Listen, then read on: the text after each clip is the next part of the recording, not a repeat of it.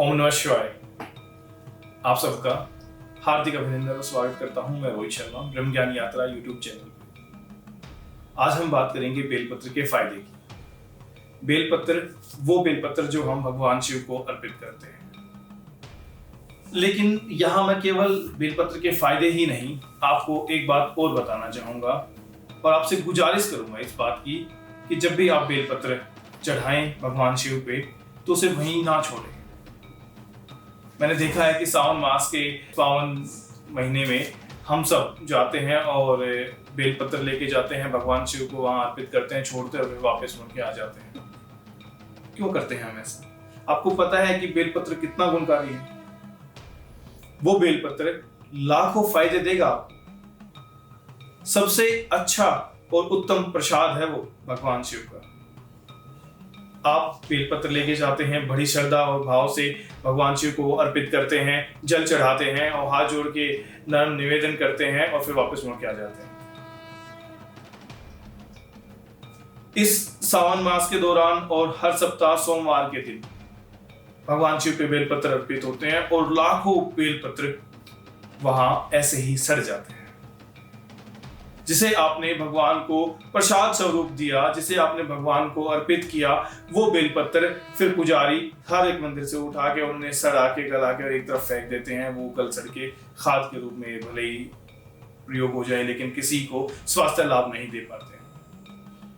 ये चीज मुझे बहुत खली और उस वजह से मुझे ये वीडियो बनानी पड़ी। आप सबको ये बताना पड़ा कि बेलपत्र के फायदे कितने हैं। वो बेलपत्र जो आप भगवान शिव पे अर्पित करते हैं, चढ़ाते हैं, वो उसकी गुणवत्ता से कहीं ज्यादा उत्तम हो जाता है जब वो एक बार शिवलिंग को छू लेता है। उससे उत्तम कोई प्रसाद नहीं है।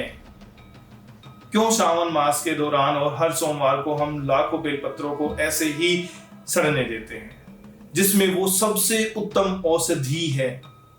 तो मेरी आप सबसे गुजारिश है कि बेलपत्र को वहां भगवान शिव पे ना छोड़ें। वहां शिवलिंग से, भगवान शिव की प्रतिमा से उसे टच करवाएं, उसे वहीं पे छोड़ें, उनसे आराधना करें, प्रार्थना करें कि हे प्रभु, मैंने आपको ये बेलपत्र प्रसाद स्वरूप अर्पित किया है। हे प्रभु, आपकी अगर कृपा हो, आपकी दया हो तो मैं इस बेलपत्र को आपके आशीर्वाद स्वरूप ले लूं और उम्मीद करूं कि आप मेरे पे हमेशा अपनी कृपा बनाए रखेंगे। आपको बेलपत्र के फायदे मैं आपको गिनवा दूं कि जिस किसी भाई बंधु को बीपी की अगर प्रॉब्लम है तो वो हर रोज सुबह बेलपत्र चबाए और उसके बाद गर्म पानी पी ले, तो 15 से 20 दिन के अंदर आपको बीपी का जो आपका हाई ब्लड प्रेशर है या लो ब्लड प्रेशर है वो संतुलित होता दिखाई देगा। एक फायदा। दूसरा और सबसे बड़ा फायदा कि आपकी पाचन क्रिया को बेलपत्र कुछ ही दिनों में, कि शायद एक हफ्ते भर में उसको ठीक कर देगा। अगर आप हर रोज सुबह 2 से या 3-4 बेलपत्र को लेके, ठीक है, उन्हें भगवान को अर्पित करके, उनसे अनुग्रह करके उसका एक काढ़ा बना के अगर आप पीते हैं तो आपकी पाचन क्रिया अच्छी हो जाएगी।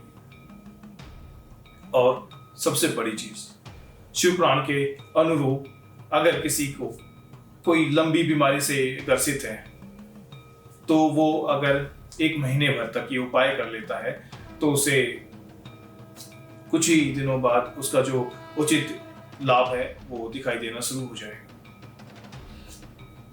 चौथा और सबसे अच्छा जो उसका बेलपत्र का प्रयोग हो सकता है वो ये है कि अगर आपका बच्चा बुद्धि से क्षीण है, अगर आपको लगता है कि आपका बच्चा अच्छे से पढ़ाई नहीं कर पा रहा है, उसकी रुचि नहीं है, ठीक है, तो उसे सुमार्ग पे लाने के लिए आप ये क्रिया करें कि 15 से 20 दिन तक कम से कम हर रोज सुबह उसे शिव मंदिर लेके जाएं और बेलपत्र उसके हाथ से अर्पित करवाएं। उसे बोले कि हाथ जोड़ के भगवान के सामने वंदन करो, निवेदन करो कि हे प्रभु, मुझे सुमार्ग पे चलाएं और ताकि मैं गुणवान बन सकूं, ताकि मैं आपकी शरण में रहूं और आपका नाम पूरे संसार में फैला सकूं।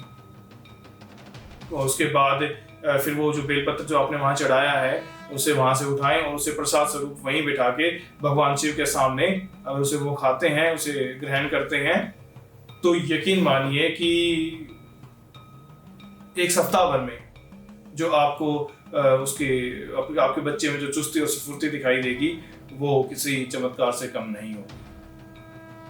तो मेरा आप सबसे अनुरोध है कि बेलपत्र जैसी गुणवत्ता वाली चीज को ऐसे ही बर्बाद ना करें। लाखों दवाइयों में काम आता है बेलपत्र, और वो जो भगवान शिव को छू के अमृत बन जाता है, आप उसे वहीं छोड़ के बर्बाद होने देते हैं। ये चीज बहुत ही गलत है।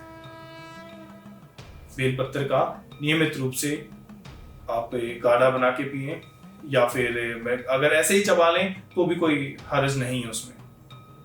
मैं हर रोज करता हूँ। मैं सुबह जब भगवान शिव के आराधना के लिए जाता हूँ तो उन्हें बेलपत्र अर्पित करके और बेलपत्र को वापस उठा लेता हूँ, फिर चबा के वहीं बैठ के खाता हूँ और उनसे दया की भीख मांगता हूँ कि हे प्रभु हमेशा मुझ पर कृपा बनाए रखें। अगर ये चीज आप भी करते हैं तो जो फायदे मैंने गिनवाए वो आपको उचित रूप से दिखाई देंगे। इसी के साथ हर हर महादेव, ओम नमः शिवाय।